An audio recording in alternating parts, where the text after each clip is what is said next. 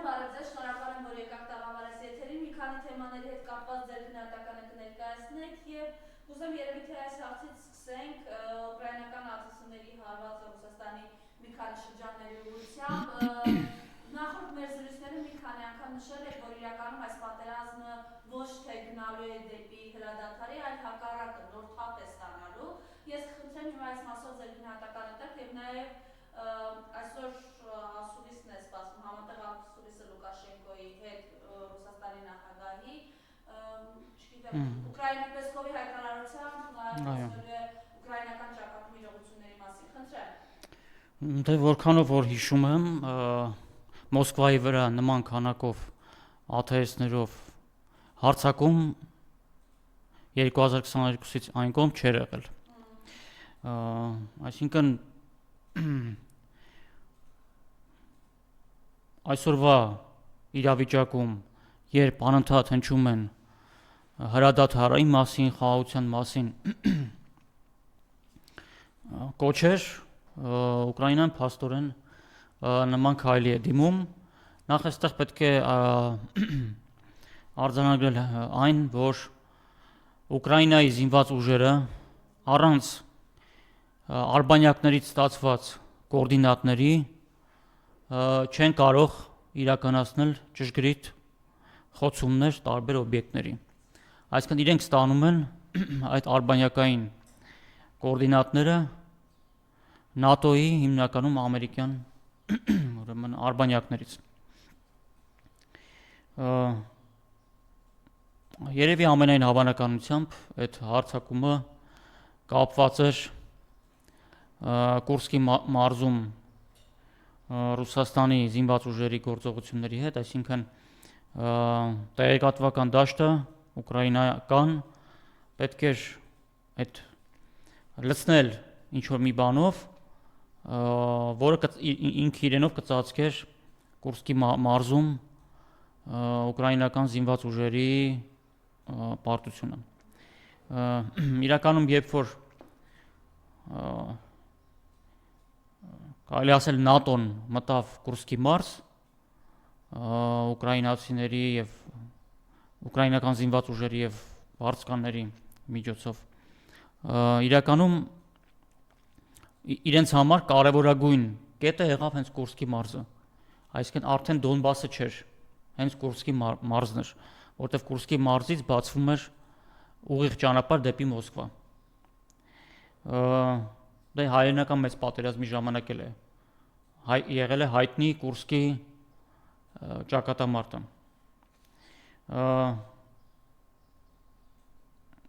Բայց Ռուսաստանը կարողացավ այնպես անել, որ առանց Դոնբասի ուղղությամբ դիրքերը թուլացնելու զորքեր տեղափոխել Կուրսկի մարզ, հատուկ ջոկատներ, այսինքն ամենամարտունակ զորքերին, որպեսզի ազատագրվի Կուրսկի մարզ։ Հիմա արդեն երևի օրերի ընթացքում արդեն ուրեմն կազատագրվի։ Ինչ վերաբերվում է Տրամպի կողմից հնչեցված կամ ամերիկյան կողմից հնչեցված այդ 30 օրվա հրադադարի մասին, հայտարարության մասին, ուրեմն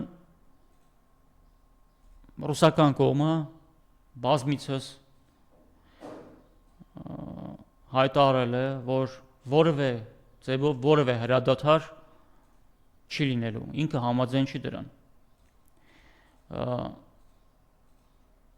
Այսինքն այդ հրադադարը արվում է այն նպատակով, որպեսզի Ուկրաինային վերազինել եւ նորից արդեն նոր թափով շարունակել ռազմական գործողությունները։ Նախ ասեմ ինչի ընդհանրապես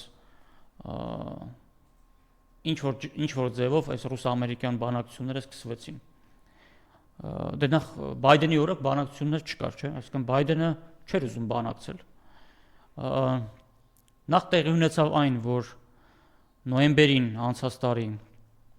Ռուսաստանի նախագահը ստորագրեց եւ որից հետո ուժի մեջ մտավ Ռուսաստանի փոփոխված միջուկային դոկտրինը, բայց ես հիշեցնեմ, որ փոփոխությունները վաղուց կային արդեն, այսինքն վաղուց պաշտպանության նախարարությունը այդ փոփոխությունները մշակել էր, բայց ինչի հենց ԱՄՆ-ում կայացած ընտրություններից հետո դա հրապարակվեց, դա մեսիջ էր Տրամփին, որ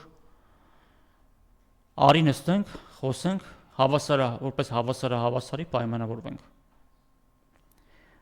Դա առաջին մեսիջն էր։ Երկրորդը տեղի ունեցավ այս տարի փետրվարի սկզբին, երբ որ Ռուսաստանի նախագահը ստորագրեց հրամանագիր, որով Ռուսաստանի օդա տիեզերական ուժերը եւ նավատորմը դուրս բերվեցին ռազմական օկրուգների ենթակայության տակից եւ նրանց ենթարկեցրեցին կենտրոնական հրամանատարությանը։ Իսկ Ռուսաստանի ստրատեգիական միջուկային զենքի զգալի մասը հենց օդյա տիեզերական ուժերի մոտ է գտնվում եւ նավատորմի մոտ։ Այդ Սուզանավերը, Պոսեյդոն եւ մյուս բոլոր ստրատեգիական միջուկային զենք։ Այսինքն սա երկրորդ մեսիջն էր Տրամփին։ Այսինքն ինչ է առաջարկում Ռուսաստանը, ասում է արի հավասարի, որպես երկու բևեռ, այսինքն աշխարհի ռազմավարական կայունության համար պատասխանատվություն կրող երկու բևեռ նստենք եւ հավասարի իր հետ պայմանավորվենք։ Եվ պայմաններն էլ ասել էր անցած տարի Ռուսաստանի նախագահը արտգործ նախարարությունում իր ելույթում։ Սա է։ Հիմա նման հայտարարություններով այդ 30 օր դադարեցնել, շուտապույտ ավարտել եւ այլ քարոզչական ֆոն են ստեղծում, ճնշում Ռուսաստանի ղեկավարության վրա, նախագահի վրա, փորձում են ամենայն դեպս հասարակական այնպիսի կարծիք ստեղծել, որ իր հերթին ճնշում կգործադրի Ռուսաստանի ղեկավարության վրա, որպեսզի նա գնա զիջումների, այսինքն իր պլան մինիմումից եւս զիջում անի։ Բայց ով չի նայել, թող նայի օրինակ Պուտինի վերջին հանդիպումը զոհված զինծառայողների մայրերի, կանանց, քույրերի հետ, եւ այնտեղ նույնիսկ մայրերից մեկը ասաց, որ ինքը չի ուզենա, որ որևէ հետքայլ լինի, որ հաղթանակը միջև վերջ կտանի։ Եվ Պուտինը ասաց, մենք չենք պատրաստվում որևէ հետքայլ անել, եւ իհարկե կընդունեն միայն այն պայմանները, որը Ռուսաստանի համար կապահովի երկարատև ռազմավարական կայունություն։ Երկարատև, այսինքն տասնյակ տարիներով, իսկ դրա մեջ մտնում է նաեւ այն, որ Ռուսաստանը պետք է վերահսկողություն ունենա Ուկրաինայի զինված ուժերի նկատմամբ։ Այսինքն Ուկրաինան չի կարող ունենալ այնքան զինված ուժեր, որոնք ապագայում եւս կարող են սպառնալ Ռուսաստանին, դրան գումարած Ռուսաստանը պետք է վերահսկողություն ունենա Ուկրաինայի արտաքին քաղաքականության որոշ ուղղություններով, այսինքն Ուկրաինան իրավունք չունի մտնել ՆԱՏՕ եւ Ռուսաստանին թշնամի այլ կառույցների մեջ։ Այնտեղ նաեւ իհարկե ռուսալեզու բնակչության իրավունքների պաշտպանություն եւ այդ ամեն ինչը կա։ Այնպես որ քանի դեռ դրա շուրջ համաձայնության չեն եկել, իսկ ես կարծում եմ դեռ ահագին կտևի միջև հնարավոր կլինի համաձայնության գալ, պատերազմը իհարկե շարունակվելու է ավելի մեծ թափով։ Անցած տարի, երբ որ Ռուսաստանի նախագահը հարցազրույց տվեց ամերիկյան լրագրող Տակեր Կարլսոնին, այնտեղ ինքը ինչ ասաց, ասաց Արևմուտքը, որ ԱՄՆ գլխավորությամբ նպատակ է դրել Ռուսաստանին ենթարկել պարտության, ռազմավարական պարտության, եւ քանի որ դա իրենց որոշումն է նման քաղաքականություն վարելը, թող իրենք որոշեն ոնց են արժանապատիվ հետքայլ անելու։ Այս է մոտավորապես միտքը։ Հիմա միջուկային դոկտրին փոխելով օդատիեզերական ուժերը եւ նավատորմը կենտրոնական հրամանատարությանը ենթարկեցնելով Ռուսաստանը ԱՄՆ-ին հնարավորություն է տալիս արժանապատիվ ետքայլ անել եւ պայմանավորվել, այսպես ասենք 50 աշխարհի ռազմավարական կայունությունը 50% փայաբաժնով կիսելու առումով։ Այսինքն ԱՄՆ վերադաս, Ռուսաստան ստորադաս, նման ձևով Ռուսաստանը չի գնալու պայմանավորվածության որևէ հրադադարի։ Հետևաբար այս պատերազմը կշարունակվի այնքան ժամանակ, մինչև որ Տրամպը կհամոզվի, որ անիմաստ է այլևս եւ ճանապարհներ կգտնի արժանապատիվ հետքայլ անելու։ Կարծում եմ այդ օրը կգա եւ Տրամպը այդ արժանապատիվ, այսինքն ԱՄՆ դեմքը փրկելով հետքայլը կանի, բայց կա երկրորդ տարբերակը։ Այո, իհարկե արել է։ Դե կանի, այսինքն քանի դեռ իրենք չեն եկել վերջնական պայմանավորվածության եւ քանի դեռ ԱՄՆ-ն մտածում է, որ այնուամենայնիվ իրենք կարող են որպես վերադասի դիրքերից Ռուսաստանի հետ խոսել եւ ընդհանրապես հասնել ինչ-որ լուծման, որտեղ իրենք կշարունակեն ճանաչվել աշխարհի վերադաս Ռուսաստանը, այսպես ասենք, կարևոր բայց ստորադաս, այդ դեպքում պայմանավորվածություն չի լինելու։ Եվ իհարկե սպառնալու է, իհարկե սանկցիաները կիրառելու, իհարկե անօթաչու սարքերի հարձակումները մեծանալու են, դա ամեն ինչը լինելու է։ Բայց այն, որ Ռուսաստանի նախագահը երեք առաջին անգամ այդ Կուրսկի մարզի շտաբերից մեկը այցելեց զինվորական համազգեստով, դա եւս կարծում եմ այդ մեսեջներից մեկն է, որ Ռուսաստանը միջուկային ճգնաժամից չի վախենում, պատերազմից չի վախենում, բայց եւ ինքը հնարավորություն է տալիս ԱՄՆ-ին հետքայլ անելու։ Եթե հետքայլը չանի ԱՄՆ-ն դեմքը փրկելով, կա երկրորդ տարբերակը, որը ԱՄՆ-ի համար շատ վատ է, այսինքն այդ դեպքում ԱՄՆ-ն կարող է հայտնվել այնպիսի իրավիճակում, որտեղ որ ԽՍՀՄ փլուզումը 1991 թվականին ուղղակի ծաղիկներ կթվա։ Այսինքն եթե ամեն դեպքում Ռուսաստանը ստիպված լինի վերադառնալ միջուկային զսպման սովետական մեխանիզմի եւ դրանից հետո ԱՄՆ-ում սկսվի խոճապ տասնյակ հազարավոր բունկերները սկսեն նորից բացվել եւ այդ բազում ներքին խնդիրների հետ զուգահեռ այդ ներքին խնդիրները ԱՄՆ-ում սկսեն կտրուկ սրվել,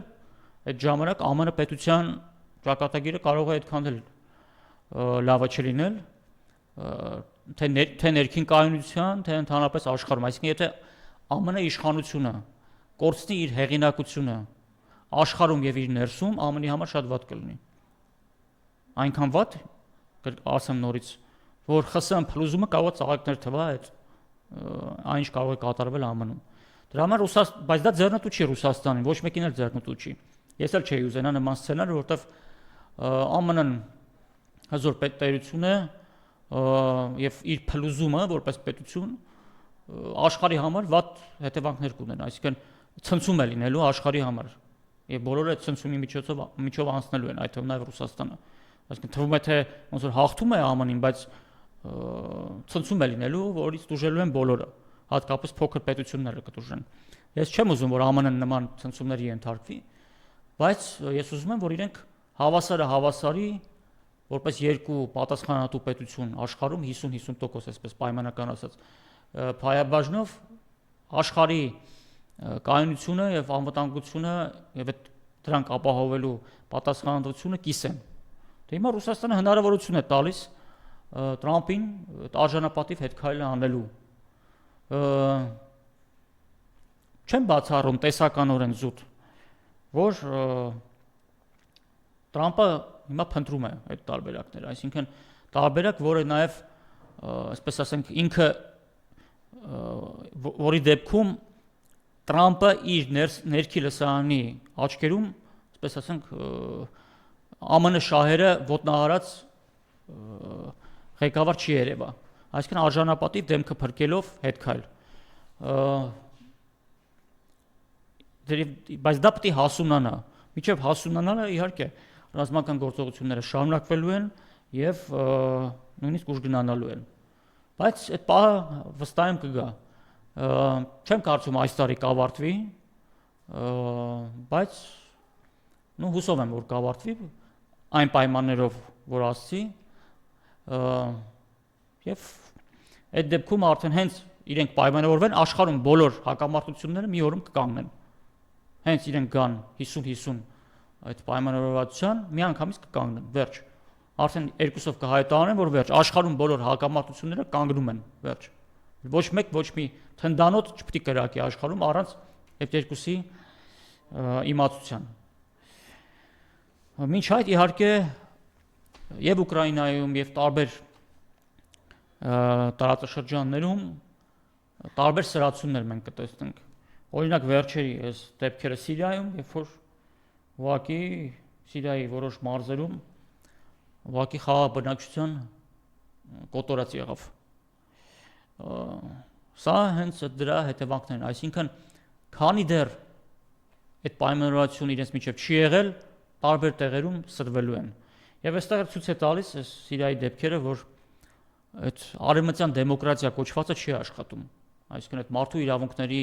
ինստիտուտները, որ կան այդ մեծ հնչող ճառերը, որ արևմտյան լիդերների կողմից կամ ինստիտուտների կողմից հնչում էին մարդու իրավունքների պաշտպանություն եւ այլ, չի աշխատում։ 40-50 հազար հոգի Գազայի հատվածում զոհվեցին, այստեղ էլ 10,000 թե ինչքան հոգի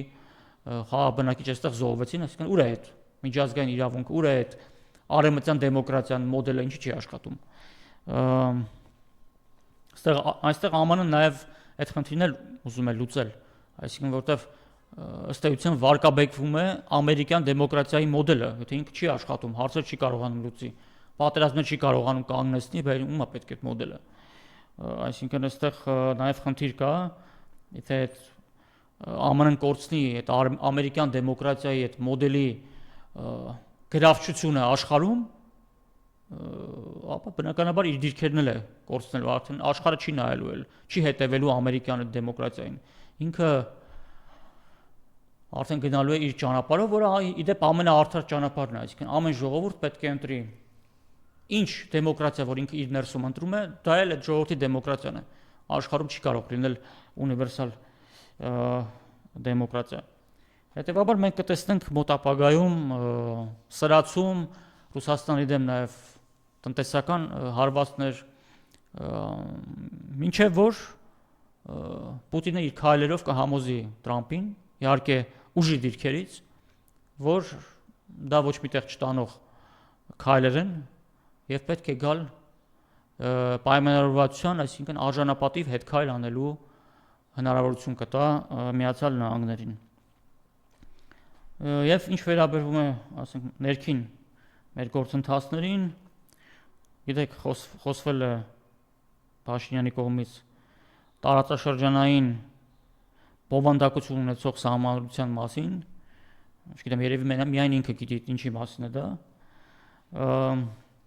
Բայց նաև ուզում ես հայտարարությունն էլ անդրադառնալ։ Ես ճանաչել եմ Ադրբեջանի տարածքային ամբողջականությունը, որ ճանաչեմ Հայաստանի տարածքային ամբողջականությունը։ Դե մոտավորապես հասկանում եմ ինչ է ասում։ Ինչ է ասում է Արևմուտքը Արևմուտքը դրանով մեզ հուշում է, թե ինչ է իրենից պահանջել Արևմուտքը։ Արևմուտքը պահանջել է, ասել է, եթե դու չճանաչես Արցախը Ադրբեջանի կազմում, չհրաժարվես Արցախից, դու Հայաստանի մասով էլ կունենաս խնդրեմ, մեր կողմից, Արևմուտքի կողմից։ Այսինքն Հայաստանը արևմտյան աշխարհի աչքերում կդառնար իզգոյ պետություն։ Այդ պայմանն է եղել։ Եվ բնականաբար դրա մեջ մտնում է նաև Ռուսաստանի հետ հարաբերությունները փչացնելը, իբր Ռուսաստանն է ինքնիշխանություն խլում։ Այդ մոտավորապես այդ թեման է։ Այսինքն Արցախը հանձնվել է Ադրբեջանին, որ շահենք արևմուտքի բարի վերաբերմունքը մեր նկատմամբ, սա է ասում ինքը։ Սա հուշում է արդեն ով է այս Արցախը հանձնելու հեղինակը։ Հավաքական արևմուտքը, դա էլ գիտենք, դա պաշտոնապես դրա մասին գիտենք 2022 թվականի հոկտեմբերից Պրահայում երբ որ կայացավ այդ հայտնի ուրեմն հանդիպումը։ Այսինքն Արցախը զոհաբերվեց հանուն նրա, որ արևմուտքը մի քիչ տենց գլխներից շոյի, ասի 2 կոպեկ փող կտամ, որը որ հետո ձեր թորներն ու երեխաներն ու թորները պետք է տոկոսներով հետ տան, այդպես թվացյալ Ռուսաստանի ֆորպոստ լինելուց ազատագրվում ենք, այսպես կոչված։ Չնայած մարդիկ չեն հասկանում, որ ֆորպոստի իմաստը, ֆորպոստ նշանակում է մոտավորապես ամուր ամրոց։ Այսինքն, եթե մի պետություն մեկին դիտարկում է որպես ֆորպոստ, չնայած այդ անունով մեզ երբեք չեն դիտարկել, բայց եթե այդպես էլ դիտարկեն, ոչ մի պետությանը թույլ ֆորպոստ պետք չի։ Եթե պետությունը ուզում է ֆորպոստ ունել, իրեն պետք է ուժեղ ֆորպոստ։ Այսինքն, որ լինի լավ ռազմականացված, ենթակառուցվածքները զարգացած, էներգետիկ առումով անկախ, գիտություն, կրթություն, դա է ֆորպոստը։ Թույլ ֆորպոստ ոչ մեկին պետք չի։ Հենց այդ պատճառով էր, որ ԽՍՀՄ ներդրումներ էր անում միլիարդավոր Հայաստանում, որովհետև ՆԱՏՕ-ի սահմանակից պետություն էր։ Այսինքն մենք փոխշահավետ համագործակցության էինք եկել իր հետ։ Ու այն ժամանակ կազմի մեջ էինք, բայց ընդհանուր առմամբ ըստ էության։ Այսինքն մենք իր համար ապահովում էինք այդ ռազմավարական խորությունը, ինքը դրա դիմաց մեզ ապահովում էր թռիչքաձև աճ եւ զարգացում բոլոր ոլորտներում։ Կարծում եմ արդար բարտեր էր այսպես կոչված։ Եվ այդ ռազմավարական խորություն ասվածը եւս ինքը սա օգտագործում եմ Ռուսաստանի փոխվարչապետ Օվերչուկի տերմինաբանությունը։ Այսինքն այն արտոնությունները, որ Հայաստանը ստանում է Ռուսաստանից, ստանում է ռազմավարական իր համար, Ռուսաստանի համար ռազմավարական խորություն ապահովելու դիմաց։ Հիմա եթե մենք հնարավորություն ունենք մեր բյուջեն լցնելու, հնարավորություն ունենք էժան էներգոկիրներ ստանալու եւ դրա դիմաց պետք է ապահովենք Ռուսաստանի համար ռազմավարական խորություն, ապահովենք, ինչու՞մ է խնդիրը։ Այսինքն ինչ կա այստեղ, եթե մեր պետությունն է դրանից շահում, եթե ուրիշ ոչ մի պետություն պատրաստ չի այդ ռազմավարական խորությունը մեզ տալ, եւ հետեւաբար, քանի որ դա պատրաստ չի տալ, պատրաստ չի մեզ ապահովել այն բոլոր ներդրումները, որը ապահովում է Ռուսաստանը, եւ մենք էլ չենք կարող իրեն տանք ռազմավարական խորություն, այդ դեպքում ավելի լավ չի հարաբերություններ զարգացնենք եւ խորացնենք նրա հետ, ով պատրաստ է այդ օգնությունը տալ, մենք էլ դրա դիմաց իրեն ռազմավարական խորություն տանք։ Հետևաբար այն վիճակը, որ Հայաստանում կա, ինքը շարունակվելու է։ Մենք ունենք անկում բոլոր ոլորտներում, դեմոգրաֆիական օրինակ առաջին հերթին։ Հայաստանում ինդուստրիալիզացիա չկա, գիտություն, կրթություն չի զարգանում։ Հիմա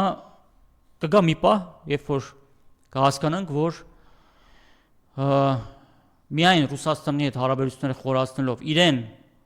մեր միջոցով ռազմավարական խորություն տալով մենք կկարողանանք իրենից ստանալ այնքան ռեսուրս, որը մեզ կբավարարի անկումը կանգնեցնելու եւ թռիչքաձև աճ ապահովելու։ Վերջ, այլ պետություն սրան պատրաստ չի բացի Ռուսաստանից։ Շատ փորձագետներ գոնդում են, որ Նիկոլ Փաշինյանի նպատակը տարածաշրջանում Ռուսաստանին փոխել Թուրքիայով։ Դե չեմ կարծում սա ուղիղ իր նպատակն է, միգուցե նաև իր նպատակն է, որպես երկրորդական, այսպես ասենք, այդ միտքը չեմ կարծում իր գլխում է ծնվել։ Ռուսաստանի տարածաշրջանից հանելու միտքը վաղուց կա, դարերով տարբեր պետություններ երազել են գրավել Ռուսաստանը, տիրել ռեսուրսներին, տարածքին, ստրկացնել բնակչությանը։ Այդ նույն նպատակները կան, չեն փոխվել։ 100 տարի առաջ էր նույն բանը, դա չի փոխվել։ Հետևաբար հիմա Փաշինյանը չեմ կարծում, որ կարող է այսօրվա պայմաններում արևմուտքին ասել ոչ։ Ասել չէ, ես նման քայլերի ուրեմն չեմ գնում։ Սահմաններն էլ բոլոր առումներով այնքան է անցել, որ արդեն հետ քայլել ուզենալ չի կարող անել, նույնիսկ եթե շատ ուզենա։ Եվ դեպի մի բան էլ էի ուզում հիշեցնել, Սիրիայի դեպքի վերջի ցեղասպանությունը, որ եղավ։ Սիրիայի իշխանությունը ժամանակին, երբ որ ռուսները մտան 2015 թվականին, եթե չեմ սխալվում, եւ օգնեցին սիրիական բանակին հետ գրավել իր տարածքները, շեշտում եմ, օգնեցին, ոչ թե սիրիացիների սիրիական իշխանության փոխարեն կռվեցին, այլ օգնեցին իրեն։ Բայց Սիրիայի իշխանությունը դրանից հետևություններ չարեց։ Քարոզ էր տարվում, որ հեսա վերջ ռուսները մտել են, մենք հանգիստ ոտներից գցած նստենք, բանակի խնդիրները չլուծենք եւ ամեն ինչ մեզ կպաշտպանեն, խնդիր չենք ունենա։ Դա չարեցին եւ այնպես ստացվեց, որ այդ գրոհայինների հարձակման ընթացքում սիրիական բանակը ուղղակի չկռվեց։ Ընդ որում հարձակվում էին թեթև զինված ինչ-որ պիկապներով, ինչ-որ գրոհայիններ, թե ոնց իրեն կարողացան կանոնավոր բանակին հաղթել, դա արդեն պարզ է ինչու այդպես եղավ։ Հիմա ռուսները այնտեղ կան ֆիզիկապես ռազմաբազան կա, բայց իրենք էլ ներքին կյանքին խառնվելու, այսպես ասենք, այսինքն իշխանությանը օգնելու ինչ որ հարցում դերակատարություն չունեն։ Այսինքն ներկա իշխանությունը Սիրիայի ինչ անում է, ռուսները չեն կարող խառնվել դրան։ Դե որտեվ իրենք հիմա իրենց հարցերն են այնտեղ լուծում, այսինքն այն մակարդակը Ռուսաստանի հետ հարաբերություններ, որ կար Ասադի օրը, հիմա էլ չկա։ Դա չկա, դրանից էլ օգտվում են եւ պատժում են բոլոր նրանց, ովքեր որ խանգարում են այսօրվա Սիրիայի իշխանությանը։ Սա էլ ռուսների, այսպես ասենք, ռուսների դուրս գալու, այսպես ասենք, հետևանքները։ Իրենք դուրս չեն եկել, բայց քանի որ սիրիական բանակը չի կռվել, ուրեմն ստացվեց, որ դուրս է եկել, որովհետև չկա նման փաստաթուղթ ոչ Սիրիայի համար, ոչ Հայաստանի համար դեպքում, որտեղ գրված է լինի, որ Ռուսաստանը ասենց միակողմանի գալու է եւ պաշտպանի Սիրիային կամ Հայաստան, չկա նման բան, որ ինչ որ մի բանի երաշխավորն է Ռուսաստանը։ Ռուսաստանը ոչ մի բանի երաշխավորություն չի վերցրել։ Հայաստանի անվտանգությունը, կրկնում եմ, կարող է ապահովել հայ-ռուսական խորը համագործակցության շնորհիվ, որտեղ հայկական կողմը քրտնաջան պետք է աշխատի, որ Ռուսաստանի կողմից տրվող անվտանգությունը էֆեկտիվ լինի։ Չի լինում մնաց ոտին գցած նստես, ասես չէ Ռուսաստանը թող գա մեզ պաշտպանի։ Դու պետք է քրտինք թափես այդ հարաբերությունները զարգացնես, խորացնես, որ իրենք քեզ էֆեկտիվ լինեն քո անվտանգությունը ապահովելու գործում։ Դա process է։ Դա պայմանագրային հսկայական բազա է։ Դա ռազմաքաղաքական հսկայական համագործակցությունն է, համալիրը համագործակցության, համակարգա մի ամբողջ համագործակցության, որտեղ դու պետք է ջանք թափես, որ հայ-ռուսական հարաբերությունները ամրապնդվեն, խորանան։ Այսինքն առանց Հայաստանի մասնակցության չի կարող Ռուսաստանը քո անվտանգությունը պաշտպանել։ ուստեղ այսինքն Հայաստանի մասնակցությունը շատ կարևոր առանցքային դեր ունի այդ հարցում։ Իսկ դու պետք է հայ-ռուսական հարաբերությունները կարողանաս պահել, պաշտպանել, արտաքին հարձակումներից պաշտպանել, որպեսզի հետո այդ ընդհանուր համատեղ համակարգը էֆեկտիվ լինի եւ քեզ օգուտ տա։ Այնպես որ Սիրիան այդ հետևությունները չարեց, դրա համար այսօր հայտնվել է ուրեմն այս վիճակում։ Այնտեղ դեռ շատ խմորումներ կլինի, դեռ տարբեր խմբավորումներ կուզեն իշխանությունից փայ ունենալ, ներքին խնդիրներ կլինեն, այսինքն Սիրիայի վիճակը բավականին վատ է եւ երկար տարիներ դժվար թե իրենք կան կայունության։ Այսօր մեր եթերում դրանից առաջ պարոն Ջամալյանը նաև նշեց, որ այսպիսի որակում տվեց Սիրիայում այս ցեղասպանություն իրականացնող բաշխիվոզուկները կշարժվեն այլևս նաև Սյունիքի ուղղությամբ, որովհետև Թուրքիան եւ Ադրբեջանը իրենց նկատողները չեն թաքցնում, ըստ էության Հայաստանի իշխանություններն էլ վերջի դեմն են այդ միջազգային խաղում, բայց այստեղ տարածաշրջանային խաղացողներն են դեռ զսպողողը։ Այո, համաձայն եմ այդ առումով, եթե նախ Սիրիան այդքան էլ հեռու չի Հայաստանից, մի քանի 100 կիլոմետր ընդամենը,